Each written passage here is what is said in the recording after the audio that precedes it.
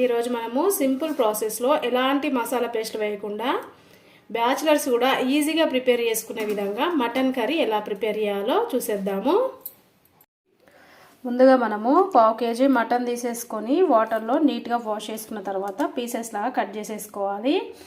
నేనైతే ఈరోజు 1/2 kg మటన్తో curry prepare చేసిన అండి. మీరు కావాలనుకుంటే ఎక్కువ తక్కువ అడ్జస్ట్ చేసేసుకొని కూడా కర్రీ ప్రిపేర్ చేసుకోవచ్చు.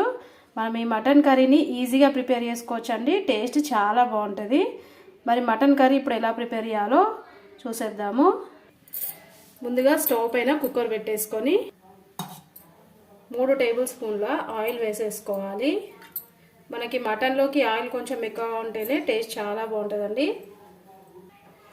ఇప్పుడు ఆయిల్ వేయడైన తర్వాత ముందుగా ఇందులోకి 2 లవంగాలు, 2 ఇంచుల దాల్చిన చెక్క, 1 యాలకు, కొంచెం స్టార్ అనాసు, 1/2 టేబుల్ స్పూను సాజీరా వేసేసుకోవాలి.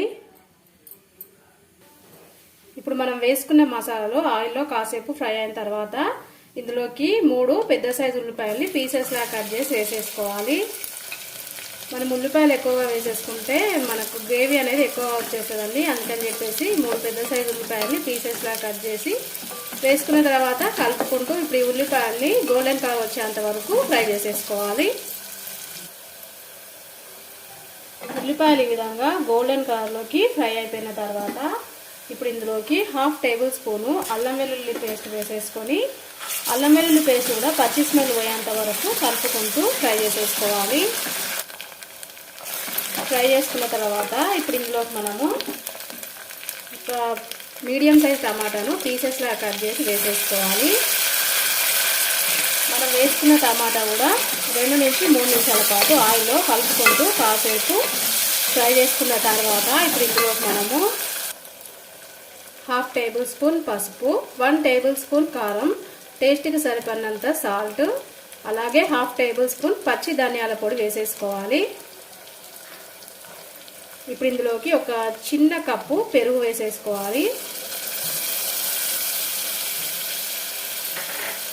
వేసుకున్న తర్వాత ఒకసారంతా మిక్స్ చేసేసుకుంటూ మనం వేసిన మసాలాలో ఆయిల్లో 3 నిమిషాల పాటు ఫ్రై చేసేసుకోవాలి. ఇప్పుడు మనం స్టవ్ లో ఫ్లేమ్లో పెట్టేసుకొని ఆయిల్ పైనకి వచ్చేంత వరకు ఫ్రై చేసుకుందాము.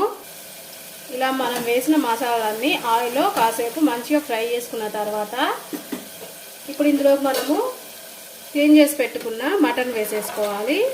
మటన్ వేసుకున్న తర్వాత ఒకసారి మంచిగా మిక్స్ చేసేసుకుంటూ 5 నిమిషాల పాటు మటన్ని ఆయిల్లో ఫ్రై చేసేసుకుందాము.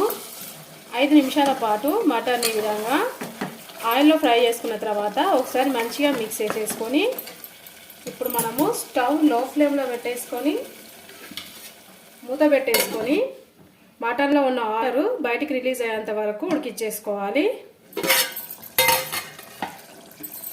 చూడండి, మటన్లో నుంచి మంచిగా మనకి వాటర్ రిలీజ్ అయిపోయి మటన్ అయితే ఉడికిపోయింది. ఇప్పుడు ఇందులోకి మనము 1 టేబుల్ స్పూను మటన్ మసాలా వేసేసుకోవాలి.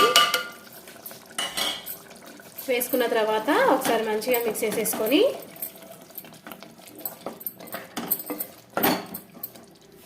ఇప్పుడు ఇందులోకి మనము వాటర్ యాడ్ చేసేసుకుందాము. నేనైతే ఒక చిన్న టీ గ్లాస్ వాటర్ వేసేసుకుంటున్నానండి. మీరు సూప్ ఎక్కువగా కావాలనుకుంటే వాటర్ ఎక్కువగా వేసుకోండి.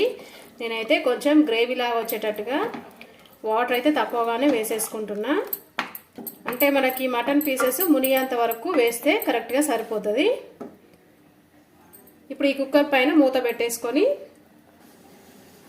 5 నుంచి 6 వరకు విజిల్స్ వచ్చేంత వరకు ఉడికిచ్చేసుకోవాలి. ఇక్కడ 5 విజిల్స్ అయితే వచ్చేసినాయండి. ఒకసారి చూసేద్దాము. కుక్కర్ చల్లారిపోయిన తర్వాత మాత్రమే మనము మూత తీసేసుకోవాలి. చూడండి, ఇక్కడ మనకి మటన్ అయితే మంచిగా ఉడికిపోయింది. ఒక పీస్ తీసుకొని చెక్ చేసుకోవాలి. చెక్ చేసుకున్న తర్వాత మళ్ళీ ఒకసారి స్టవ్ ఆన్ చేసేసుకొని ఒక 2 నిమిషాల పాటు మటన్ని ఉడకనివ్వాలి. 2 నిమిషాల తర్వాత ఇప్పుడు ఇందులోకి మనము కట్ చేసి పెట్టుకున్న కొత్తిమీర వేసేసుకొని ఒకసారి మిక్స్ చేసేసుకోవాలి. అంతేనండి, మనకు మటన్ కర్రీ అయితే రెడీ అయిపోయింది. ఇక్కడ మటన్ అయితే రెడీ అయిపోయిందండి. ఇప్పుడు స్టవ్ ఆఫ్ వేసేసుకున్నాము. ఇలా ప్రిపేర్ చేసుకున్న మటన్ కర్రీ మనకు బగారా రైస్లోకి, వైట్ రైస్లోకి, రోటీ, పూరి దేంట్లో కంటే దాంట్లోకి సూపర్ టేస్టీగా చాలా బాగుంటుందండి. మరి మటన్ కర్రీని మీరు కూడా ప్రిపేర్ చేసుకోండి. ప్రిపేర్ చేసుకున్న తర్వాత మీకు ఎలా వచ్చింది కామెంట్ రూపంలో తెలియజేయండి. వీడియో నచ్చితే లైక్ చేయండి. మీ ఫ్రెండ్స్కి రిలేటివ్స్కి వీడియోని షేర్ చేయండి. ఓకే బాయ్ ఫ్రెండ్స్, నెక్స్ట్ వీడియోతో మళ్ళీ కలుద్దాం.